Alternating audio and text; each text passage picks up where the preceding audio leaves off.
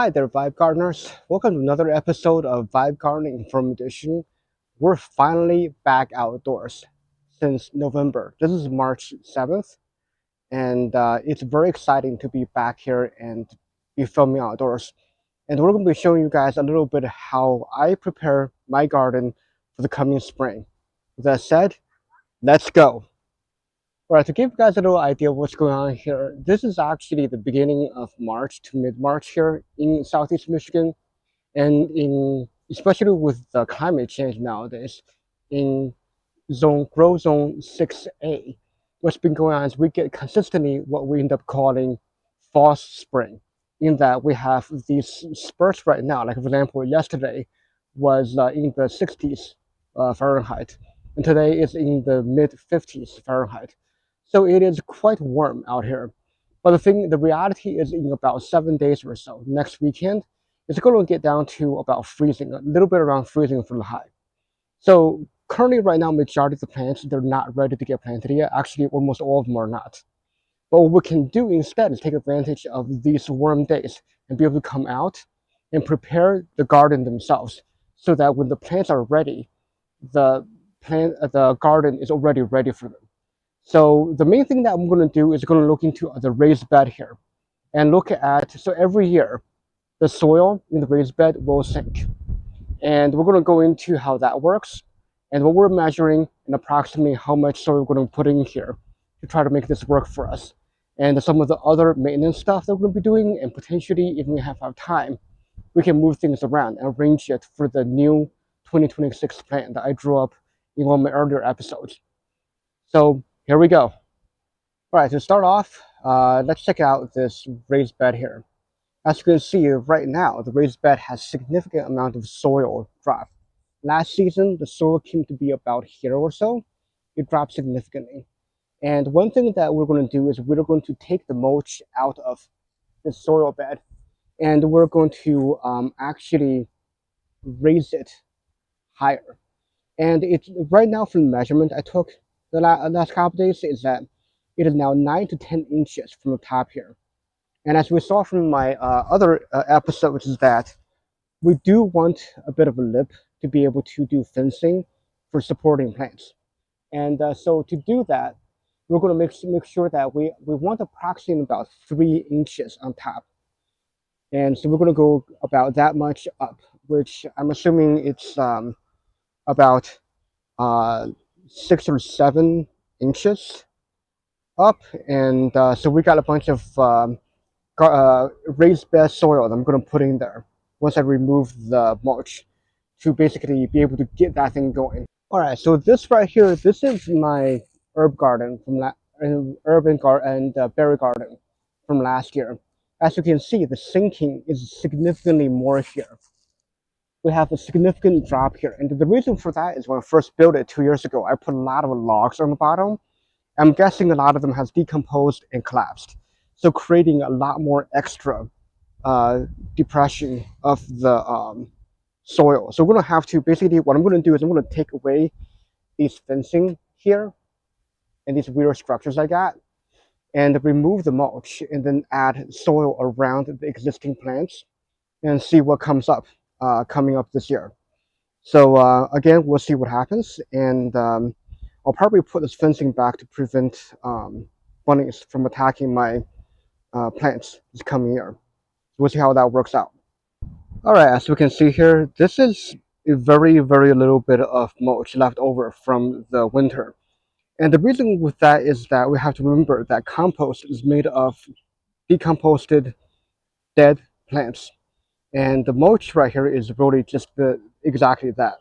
And the winter really degrades this down into compost, and that's why we have so little left over, which means nature is doing its thing. And that's another reason why mulch is such a valuable asset for gardening. That not only does it give you benefit today, but it will also compost to benefit tomorrow. All right, here we are.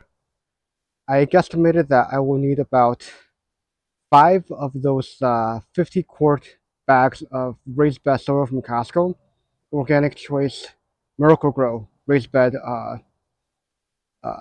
soil. And that's exactly how much I used, 5 bags of those.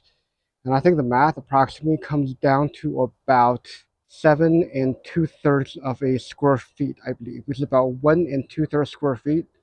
I mean, 50 quart is about 1 2/3 cubic feet of soil. So I used about 7 2/3, and I think it's looking pretty good here.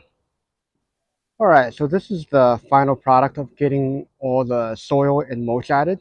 So a little correction on the previous clip, it is actually 8 1/3 cubic feet of soil I added. And I added my old mulch and added more new ones, because obviously we saw how much was left over and it wasn't a lot. So this bed is officially ready for whatever plant comes later.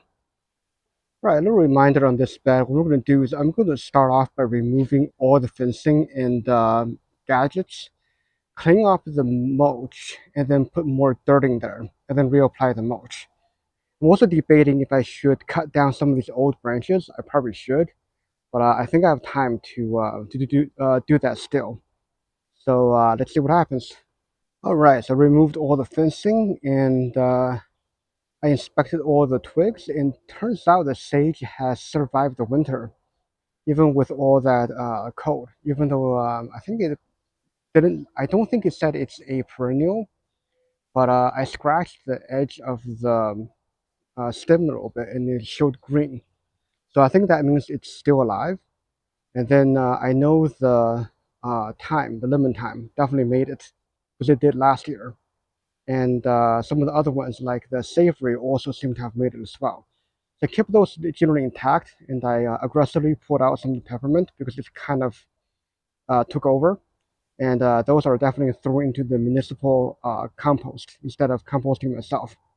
So that's where we are. So next stage, I'm going to remove some of the mulch, whatever's left, and then add some soil on top of the existing one to get it somewhat back to where it was. Mulch and then fence. Oh, right. So the mulch I got off this is a little bit more, even though they're almost compost grade. But I think what happened was last year I heavily mulched it, which explains why the sage survived the winter. And so did the savory, which are not really supposed to. So I have hope that the rosemary also made it. So I think this one is going to be quite a bit more soil added. All right, so the soil was added, and I used only about 3 cubic feet of soil to get the job done. Much easier than I thought, and now I can add the mulch on there. Now I still will need to add cilantro. I want to get some cilantro seeds in there where the strawberry used to be, but I can put on the mulch first to make sure that it's even first, and then dig out a hole just for the cilantro. All right, so this is the finished product with the mulch on top, and I'm about to go and actually get my cilantro seeds and plant them. And the reason why I'm planting my cilantro seeds now, and the only cilantro seed, is because the shell of the seed is extremely tough. So having if there's potential still more freeze coming, and what's going to happen is the freeze is actually going to help crack the shell on the cilantro seeds, and that's going to be beneficial for getting the plant to sprout and germinate. And other plants like parsley may not be so well suited for that. So what I'm going to do is I'm going to dig a hole out of these mulch and then plant the seed about 1/4 inch deep, and expose the mulch for good until the cilantro comes up, and then I'll recover it with the mulch. All right, so final step, we got these cilantro seeds or corianders I saved from last season, and there is a chance they're going to get pretty big. And since this is a very competitive garden with a lot of potentially pretty big herbs coming up, so what I'm going to do is I'm going to just here, I'm going to dig a hole in the mulch out. What I'm going to do is big enough for me to work with. Oh, that's old raspberry thorn I just got my hands on. Let's see here. I'm going to dig out a little bit, see how remnants of all kinds of mint roots here. I'm just going to broadcast it kind of fairly densely, because once they kind of get into this sort of dense format, and when they come up, they're essentially going to behave differently.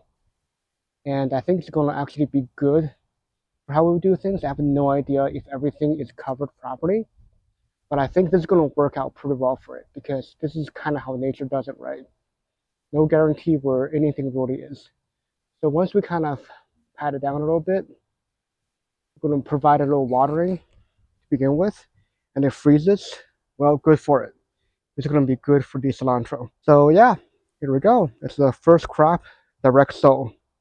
All right, guys. So this episode, I hope that kind of showed you how I got started with preparing for my spring season here in early to mid March in Zone 6A, Southeast Michigan. And I hope that kind of gives you an inspiration to go out there and get ready when you get these false spring that you're getting once in a while out here. And if I have any better ideas or you think I have missed something or did something dramatically wrong, please leave a comment below. I'll be looking forward to hear from you.